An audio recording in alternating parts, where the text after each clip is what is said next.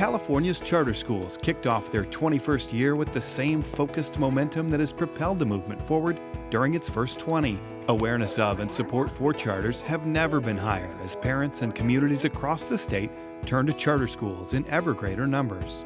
Charter enrollment grew by nearly 50,000, and now more than 500,000 students are enrolled in charters.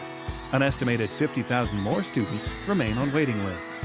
This fall, 104 new California charter schools opened their doors, bringing the total number in the state to 1,130. This growth comes in spite of the continuing challenges charters face to secure equitable facilities and overcome inconsistent authorizing practices.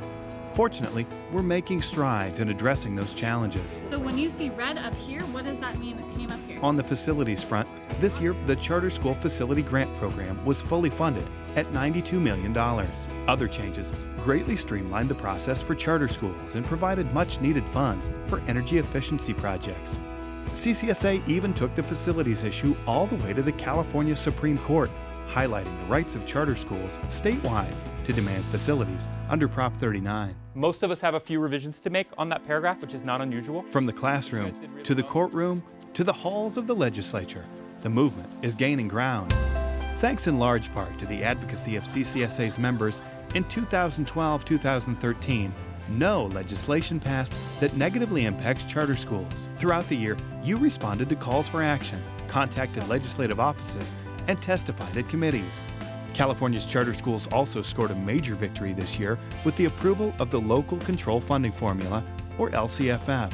The LCFF is a major restructuring of California's school funding system and a significant step toward a more equitable funding system for schools, including charters.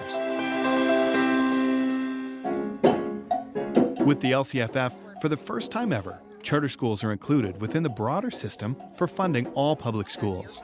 It not only unfreezes funds for many programs that have been unavailable to new and growing schools, but it also addresses base inequality. With more resources, charter schools are poised to grow exponentially. It's not enough, though, to have many charters. We must ensure our schools are high quality. Help me substitute into this problem so that I can solve it. Over the past 5 years, we've seen a significant improvement in the overall performance of charter schools in California, with the percentage of high-performing schools increasing and the percentage of low-performing schools decreasing by about a third. We couldn't have made this progress without CCSA's members taking a lead role in ensuring that appropriate levels of academic accountability are in place across the charter school sector. And charters continue to enroll, serve, and demonstrate outcomes for students with disabilities, showing that charters are uniquely positioned to provide innovative, high-quality services when flexibility exists. In coming years, our collective impact will only grow. The lawmaker is going to listen to the people who put him in power and keep him in power. Through the Capital Advocacy Leaders Network, charter school leaders are building authentic relationships with legislators, keeping them engaged and informed on charter school issues.